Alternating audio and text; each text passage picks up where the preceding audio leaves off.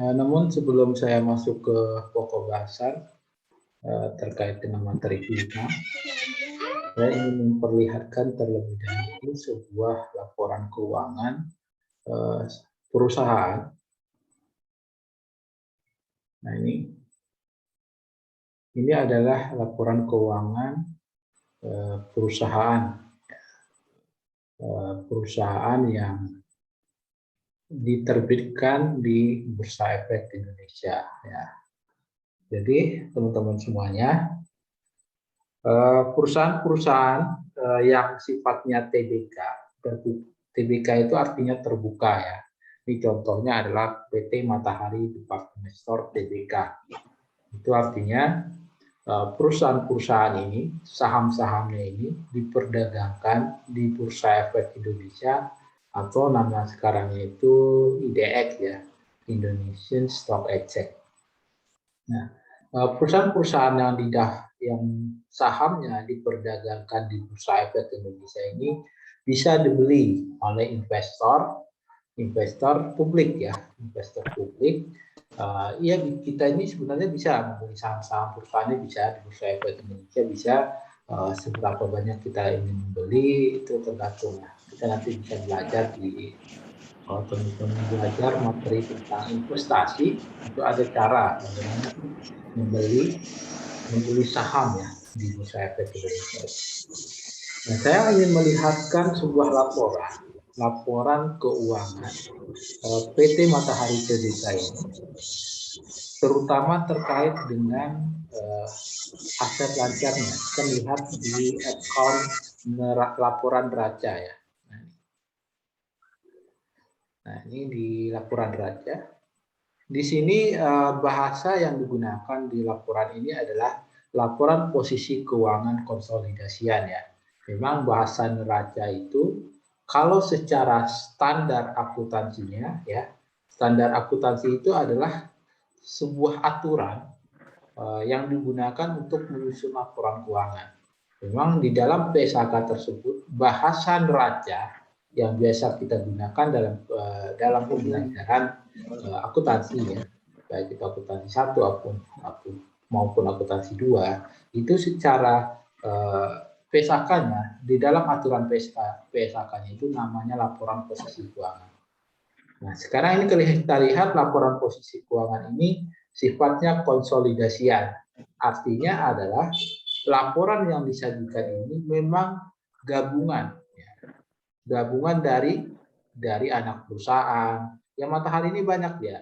Ada induk perusahaannya, ada anak perusahaannya, tentu anak perusahaannya juga banyak ya.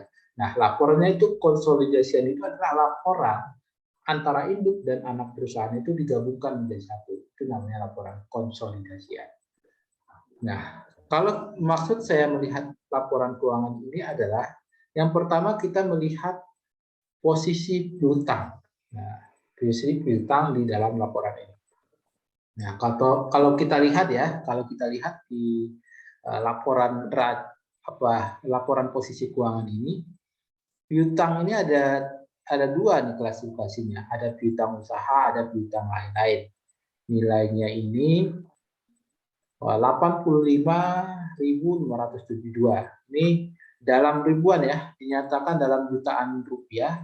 Kalau di sini kan berarti nilainya itu hampir miliar ya, 85 miliar. Tapi kita bacanya 85.572 ribu saja. Maksud saya adalah komponen piutang dalam sebuah perusahaan itu menjadi sangat penting. Piutang itu penting bagi sebuah perusahaan karena piutang itu kan sebenarnya uang perusahaan yang masih tertahan. Artinya perusahaan Matahari ini kan perdagangan ya, jual di Matahari, jual pakaian dan sebagainya ya. Itu kan menjual misalnya dia secara kredit ya. Nah, kredit kemudian bentuknya adalah piutang deh, kan piutang.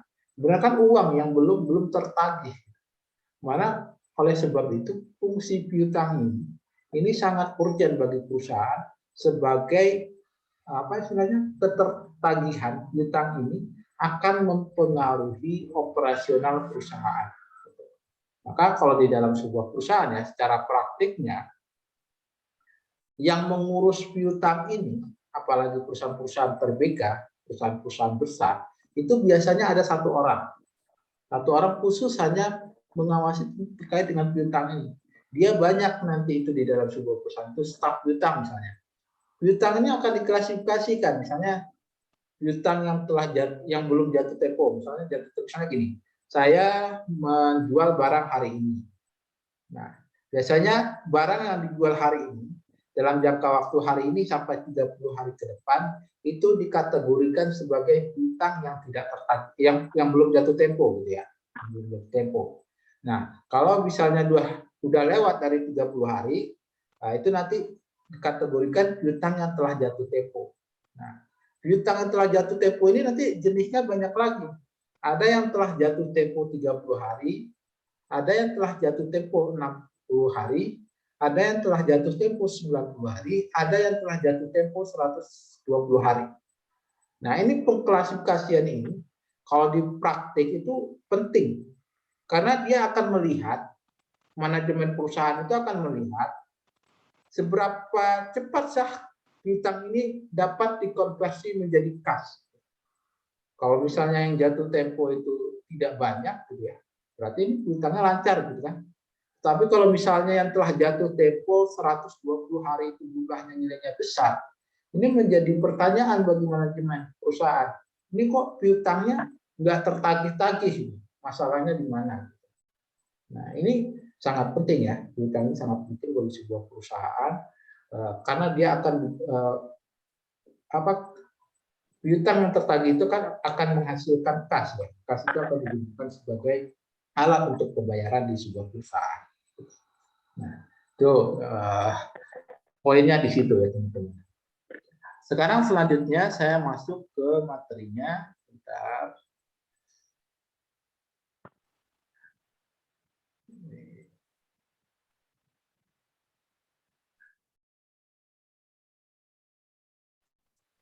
Ya.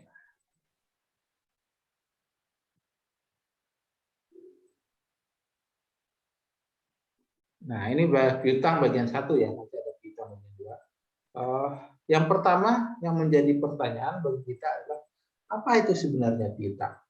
Ya. Kalau misalnya saya minjamin uang sama teman saya gitu ya, nah, itu boleh dikategorikan bagi saya itu adalah piutang ya. Saya meminjamkan uang, berarti dia teman saya itu mempunyai hutang kepada saya dan saya mempunyai piutang kepada teman saya gitu ya. Itu yang dikatakan piutang. Atau misalnya sebuah perusahaan PTA menjual barang secara kredit. Ya, kredit itu kan tidak menerima uang secara langsung, secara cash kan. Nah, itu kan juga dikategorikan sebagai piutang. Nah, kalau secara definisinya, piutang itu merupakan semua klaim ya, semua klaim dalam bentuk uang terhadap entitas lain.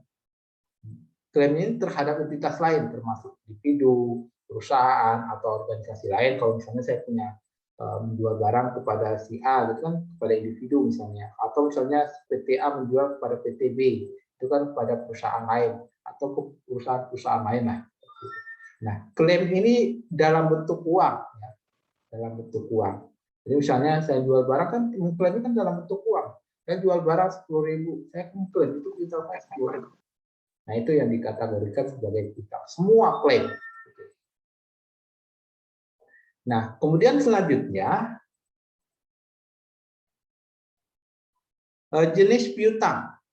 Nah, piutang ini kalau secara umum diklasifikasikan menjadi 3. Yang pertama namanya adalah piutang usaha, kemudian yang kedua ada wesel tagih, kemudian yang ketiga adalah piutang lain-lainnya. Nah, piutang usaha ini adalah piutang yang terkait dengan operasi normal sebuah perusahaan. Misalnya kalau perusahaan itu adalah perusahaan dagang yang menjual barang dagang, berarti itu menjadi hasil penjualan barang dagang tersebut dikategorikan sebagai piutang usaha. Ya, misalnya ada juga misalnya perusahaan dagang dia menjual aset perusahaan ya, misalnya dia menjual mobilnya sudah nggak terpakai, mungkin sudah tua dijual, kemudian dijual secara kredit lagi, boleh nyicil bayarnya. Nah, itu juga menjadi piutang, tetapi dia tidak dimasukkan sebagai piutang usaha karena dia bukan menjadi core bisnis dari sebuah perusahaan tersebut. Nah, itu ya, artinya apa sih operasi normal sebuah perusahaan itu, apa sih core bisnis ya, inti dari aktivitas bisnis sebuah perusahaan itu, itulah yang akan menjadi bagian dari piutang usaha. Kemudian selanjutnya wesel tagih. Nah, wesel tagih ini apa lagi? Nah, kalau wesel tagih ini sebenarnya itu adalah surat berharga, dia menjadi bagian piutang juga. Kita menagih, ya, misalnya gini, saya menjual barang ke PTA, PTA ya, kan ada piutangnya secara kredit jual, misalnya nilainya 10 juta, gitu. PTA, saya menjual barang kepada PTA ya, nilainya 10 juta. Kan bagi PTA itu adalah hutang, ya, hutang kepada saya ya. Nah, kemudian ya, PTA ini dia tidak mampu melunasi hutang dia ke saya atau piutang saya ke dia itu pada waktu yang telah ditetapkan. Dia karena dia tidak mampu melunasi, dia menerbitkan namanya wesel bayar ya. Wesel bayar namanya. Dia menerbitkan wesel bayar untuk melunasi piutang dia tadi. Hutang dia, bayar hutang dia. Dia menerbitkan wesel bayar. Nah, wesel bayar ini bagi saya itu namanya wesel tagih. Nah, itu namanya wesel tagih. Jadi saya nanti menagih piutangnya ke PTA itu tersebut itu menggunakan wesel tagih. Nah, biasanya wesel tagih itu diterbitkan oleh yang berhutang itu nilainya lebih tinggi dari nilai hutangnya. Misalnya piutang saya kepada PTA ini 10 juta tadi ya. Dia menerbitkan bisa saja misalnya 11 juta atau dia dikasih bunga mungkin 10%. Nah, itu manfaat seperti itu diberikan agar saya mau menerima wesel tagih tersebut sebagai bentuk pembayarannya, gitu ya. Nah, itu yang dikatakan sebagai wesel tagih. Kemudian yang ketiga adalah jenis piutang lain-lain. Nah, piutang lain-lain ini misalnya piutang bunga, ya, ada piutang pajak, ada piutang karyawan dan lain-lain. Misalnya karyawan misalnya minjam uang ke perusahaan, kan bagi karyawan kan hutang, bagi perusahaan itu kan piutang kepada karyawan ya. Nah, seperti itu. Ini jenis-jenis piutang. Kemudian selanjutnya, nah, yang akan kita bahas terkait dengan piutang ini adalah pertama itu adalah pengakuan piutang. Kapan sebenarnya kita harus mengakui ini piutang? Mengakui itu artinya saya mengakui itu mencatatnya di dalam jurnal itu kapan? Kapan kita boleh mencatat sebagai jurnal? Ini terkait dengan tanggal sebenarnya. Misalnya saya menjual barang hari ini, tetapi barang saya belum kirimkan, bisa ya. Belum diambil lah, gitu mungkin belum diambil sama pembelinya. Nah, apakah itu sudah bisa kita akui sebagai piutang? Apakah kita sudah boleh mencatat di dalam jurnal perusahaan itu adalah penerimaan piutang? Nah, itu tidak akan lihat itu. Yang kemudian yang kedua adalah penilaian piutang. Ini nanti ada penilaian piutang namanya. Karena piutang itu kan seperti yang saya ceritakan di awal, nanti ada yang sudah jatuh tempo, ada yang sudah jatuh temponya lebih dari 60 hari, ada yang sudah jatuh temponya lebih dari 120 hari dan sebagainya. Itu perlu dinilai piutang. Kemudian yang ketiga yang akan kita bahas yaitu adalah penghapusan piutang. Karena piutang ini tidak semuanya dapat tertagih. Itu pasti di sebuah perusahaan itu pasti ada piutang-piutang yang tidak dapat tertagih. Nah, terkait dengan piutang-piutang yang tidak tertagih ini, kebijakan perusahaan itu bisa berbeda-beda ya. Apakah dia akan langsung dihapuskan atau diusahakan tetap ditagih. Nah, gitu. Jadi kalau misalnya dia dihapuskan terkait piutang yang tidak tertagih ini, bagaimana cara mencatatnya untuk penghapusan piutang tak tertagih ini? Nah, kita lihat yang pertama, pengakuan piutang. Nah, kalau untuk perusahaan jasa itu mengakui piutang pada saat terjadinya pelayanan jasa. Jadi misalnya saya sebagai konsultan keuangan. Saya melakukan pelayanan hari ini misalnya, tanggal ini mulai pelayanannya, misalnya pelayanannya menyusunkan laporan keuangan misalnya. Nah, saya boleh mengakui bahwasanya untuk pengakuan piutang saya itu per tanggal ini. Tanggal misalnya sekarang tanggal 4 ya, tanggal 4 Oktober. Itu kalau untuk perusahaan jatah. Nah, sementara itu untuk perusahaan dagang itu pengakuan piutangnya diakui saat terjadinya penjualan barang dagang. Nah, terjadinya penjualan barang dagang ya. Nah, kalau tetapi penjualan barang dagang ini mesti harus didefinisikan lebih lanjut. Karena misalnya seperti ini, karena di dalam penjualan barang dagang ini ada beberapa konsep yang mesti harus teman-teman pahami. Misalnya gini, saya PTA jual barang dagang ke PTB. PTB. Ada namanya konsepnya itu pengiriman FOB shipping point. Artinya pengiriman barangnya itu adalah tanggung jawab PTA yang menjual sampai dengan barang tersebut sampai di gudang PTB ya. Memang sih udah terjadi penjualan ya, sekarang 4. Cuman masalahnya adalah barang yang dijual oleh PTA kepada PTB itu belum sampai di gudang PTB. Nah, yang sudah dijual, kalau belum sampai di gudang PTB, itu berarti bahwasanya piutang itu belum boleh diakui. Kenapa belum boleh diakui?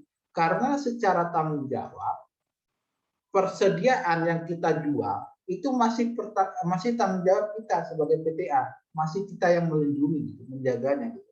Tetapi apabila persediaan tersebut sudah sampai di PTB, ya, sudah sampai ini, artinya kan tanggung jawab persediaan itu sudah berpindah tangan. Nah, pada saat itu sebenarnya baru kita boleh mengakui adanya piutang penjualan barang dagang. Tetapi kalau misalnya di dalam soal itu tidak disebutkan secara jelas, yaitu pengakuan piutang itu terjadi pada saat terjadinya penjualan barang dagang.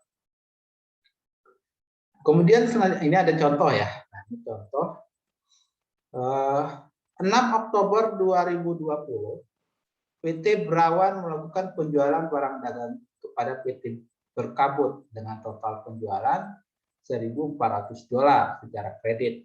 Dia jualnya tanggal 6 Oktober. Pada tanggal 11 Oktober, PT Berkabut memberikan barang dagang kepada PT Berawan karena cacat. Ini ada pengembalian barang nih. Nilainya sebesar $200. Pada tanggal 25 Oktober, PT Berawan menerima pembayaran atas keseluruhan piutang yang ada pada PT Berkabut. Buatlah jurnal atas 3 transaksi tersebut.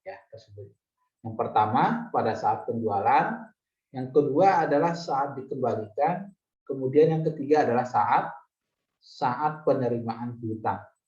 Penjualan pada 6 Oktober, kemudian ada pengembalian barang dagangan ya. Jadi ini dia jual barang, ternyata barang yang dikirim itu ada yang cacat.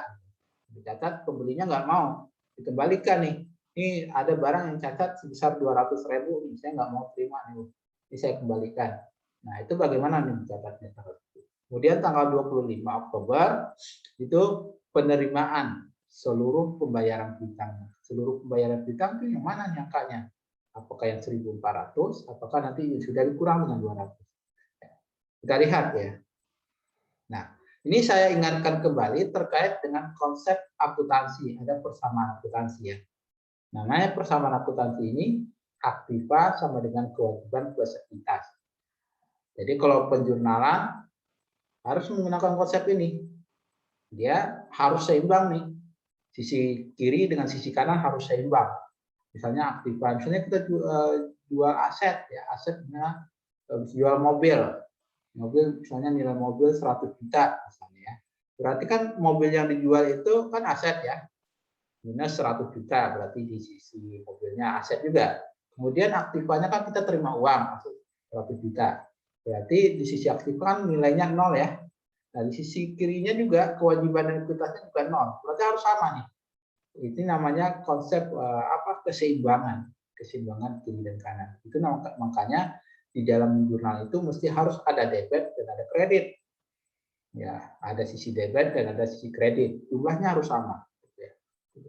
Ini untuk ini saldo normalnya ya. Ini kalau dirincikan lebih detail lagi, aktiva itu sama dengan kewajiban plus saham biasa, ada laba bertahan, ada dividen, ada pendapatan, ada beban. Itu sudah saya sebutkan di sini. Ya, tambah ya saham biasa itu positif, ditambah laba ditahan, dividen itu negatif, kemudian pendapatan itu positif, kemudian beban itu negatif. Itu yang tulisan di depannya itu artinya saldo normalnya ya, saldo normal dalam untuk masing-masing account tersebut. Ini nih dikurang dividen, berarti dividen itu saldo normalnya negatif. Jadi kalau ada peningkatan dividen berarti dividennya harus dikredit. Nah, kemudian kita lanjut nih, kita jawab pertanyaan yang tadi dari soal ya. Nah, pertama tanggal 6 Oktober piutang. Ya, kita langsung saja debitnya adalah piutang. Kita menjual barang dagangan kan, nilainya 1.400. Kemudian di sisi kreditnya ada pendapatan penjualan, pendapatan sebesar 1.400. Di sisi kiri dan sisi kanannya, piutang itu kan bagian aset, pendapatan itu kan bagian ekuitas ya. Nah, itu kan seimbang, 1.400 sama. Itu tanggal 6 Oktober. Kemudian tanggal 11 Oktober ini kan ada pengembalian barang. Nah, kalau untuk pengembalian barang, tinggal kita catat aja. Account-nya adalah pengembalian barang sebesar 200.000. Kemudian piutangnya kita balikin sebesar 200.000. Sebesar 200.000. Sebentar ya.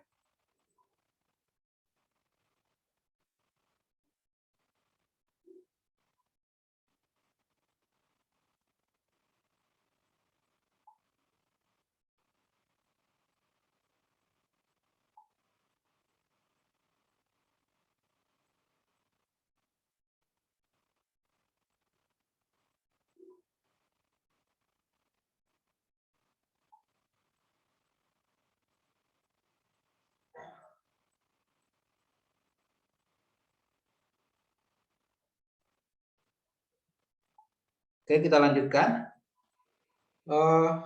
Jadi tanggal 11 Oktober itu tadi ada pengembalian barang ya. Jadi pengembalian barang itu account-nya kita buat aja namanya pengembalian penjualan ya, atau retur lah gimana bahasanya, kita bisa 200.000. Kemudian piutangnya itu kita kreditkan, kita balikkan ya. Kan aset kita dia sebesar 200.000. Jadi piutangnya berkurang sebesar 200.000.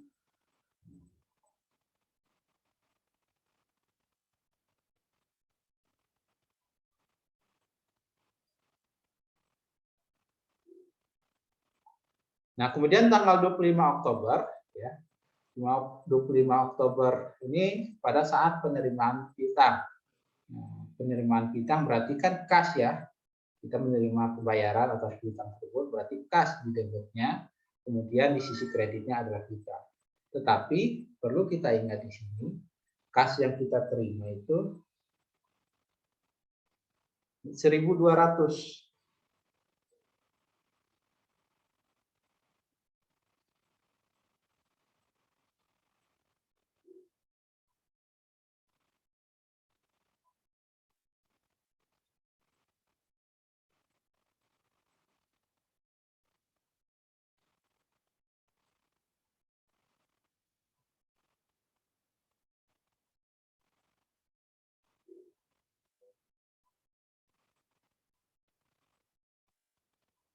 Nah, itu nilainya, nilai kas yang kita terima itu kan 1.200, bukan 1.400 saja, karena ada piutang yang sudah dikembalikan.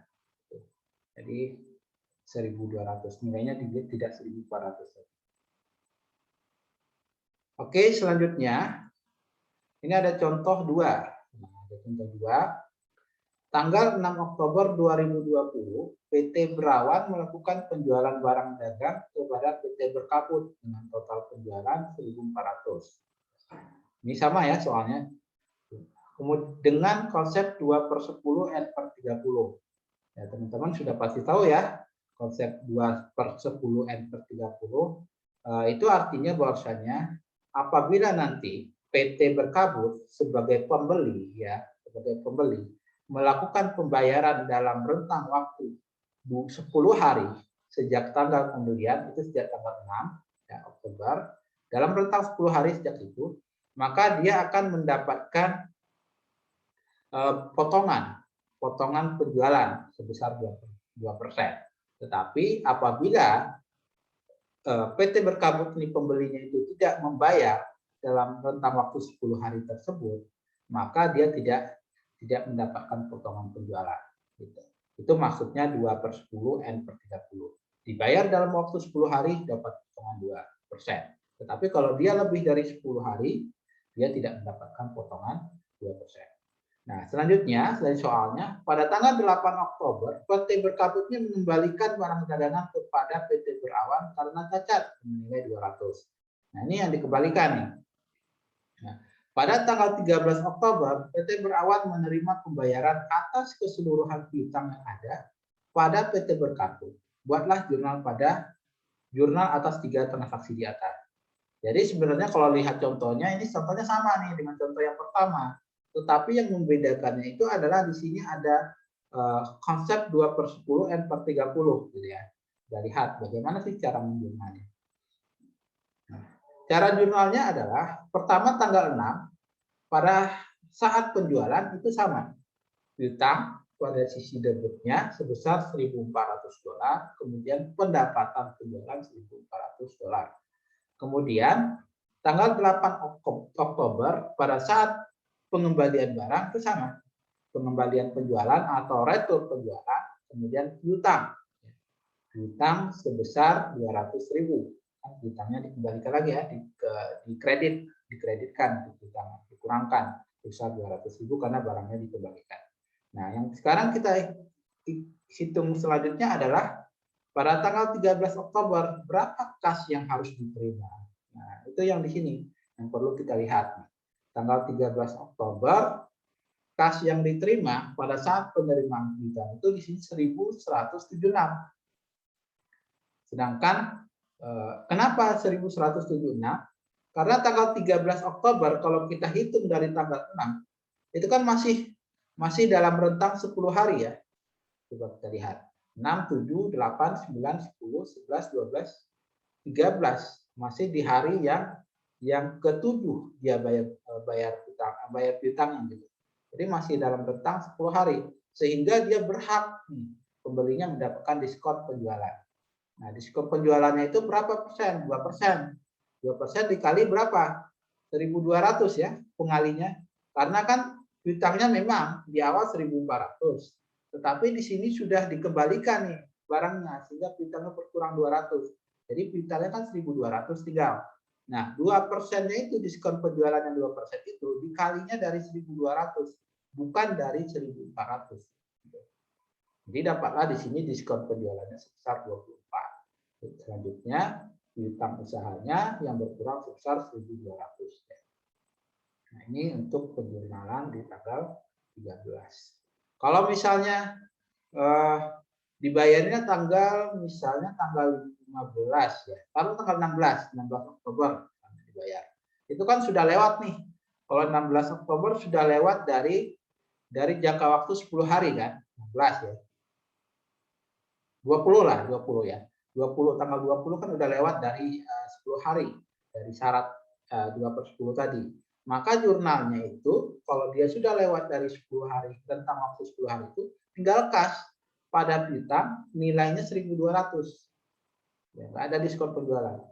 Jadi kas sama piutang usaha 1.200 sama dengan jurnal. Oke.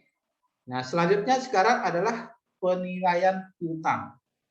Nah, seperti yang saya sampaikan tadi, bahwasannya piutang dalam sebuah perusahaan itu ada yang tertagih, ada yang tidak tertagih. Nah, yang tidak tertagih ini dinamakan piutang yang tidak dapat tertagih ya. Nah, ini perlu dinilai. Nah, seperti kalau di dalam perusahaan itu saya pernah mengerjakan sebagai staf bagian piutang ya. Itu memang piutang itu dianalisa satu-satu. Misalnya saya mempunyai customer misalnya 300 ya.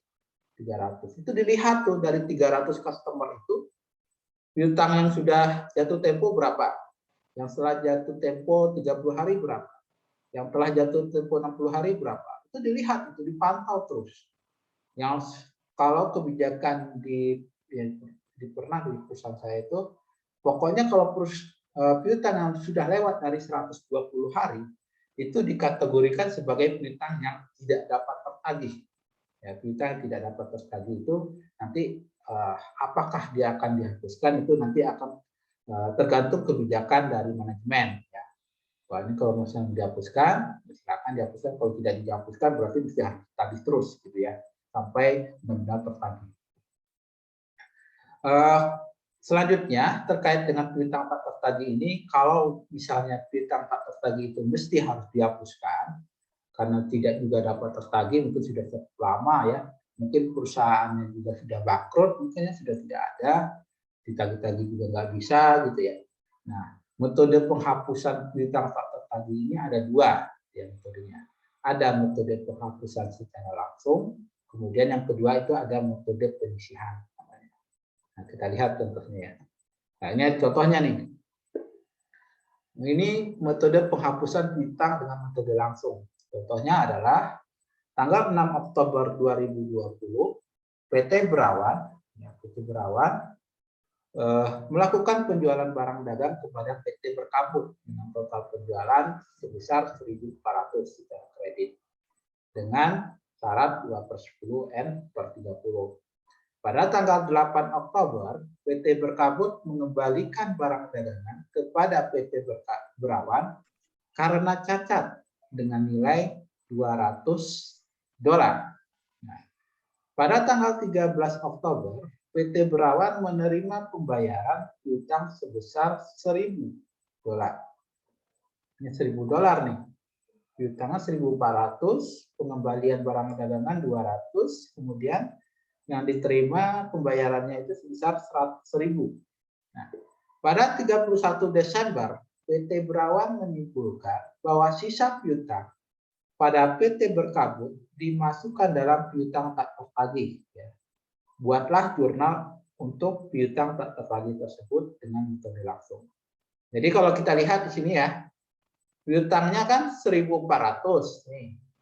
Kemudian ada pengembalian barang dagangan ya sebesar 200. Berarti piutangnya menjadi 1.200 ya, 1.400 dikurang 200 kan, 1.200 kan.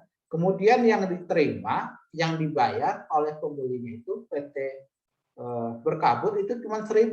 Berarti kan ada sisa 200 ya.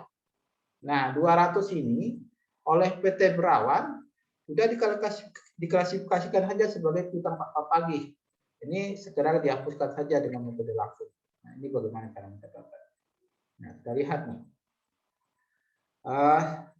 Cara pencatatannya, kalau dia metode langsung, itu cuma sederhana saja. Yaitu dicatatnya per 31 Desember ya. Artinya pada akhir tahun. Nah, ya udah dihitung ya.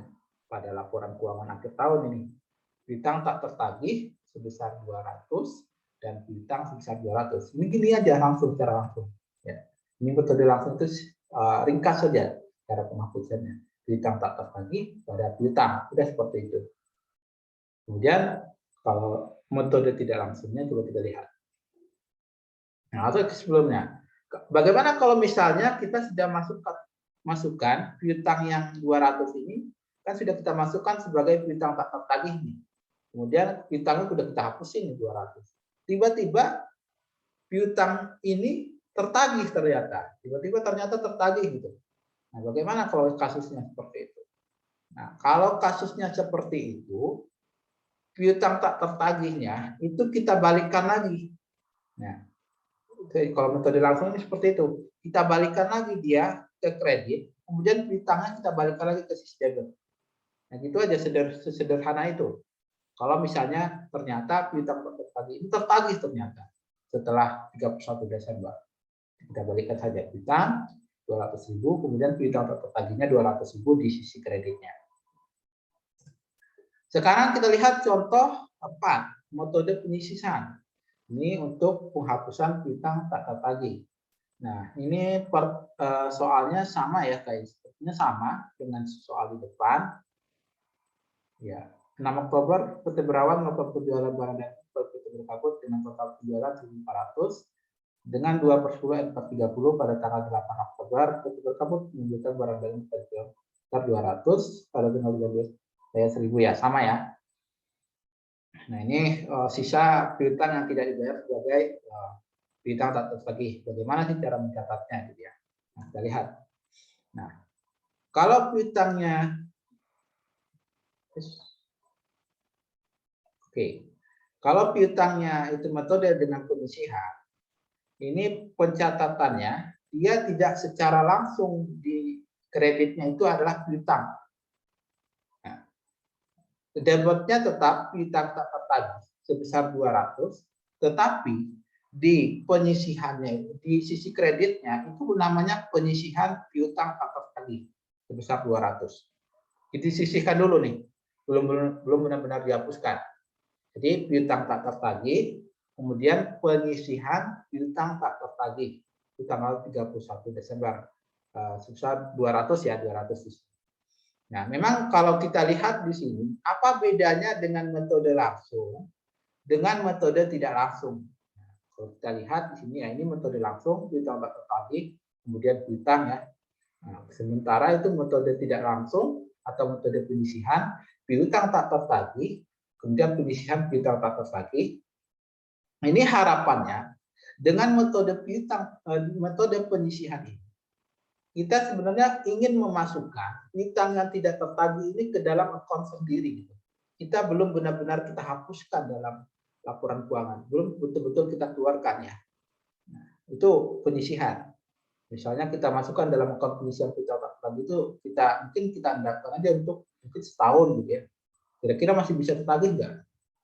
Kalau misalnya nanti sudah sampai setahun, ternyata penyisihan piutang tak tertagih tidak juga dapat tertagih, baru nanti kita akan buatkan jurnal penghapusannya itu. Nah, bagaimana jurnal penghapusan piutang tak tertagih ini? Tinggal kita, ini ada satu jurnal yang tertinggal sebenarnya. Ini didebitkan, dipindahkan ke sisi debit. Penyisihan piutang tak tertagih ini kita pindahkan ke sisi debitnya. Kemudian di sisi kreditnya baru kita tulis piutang sebesar 200.000. Itu untuk penghapusannya. Oke, ini materi kita untuk pertemuan hari ini. Silakan kalau ada yang mau ditanyakan terkait dengan materi piutang sesi yang pertama, silakan. Ada?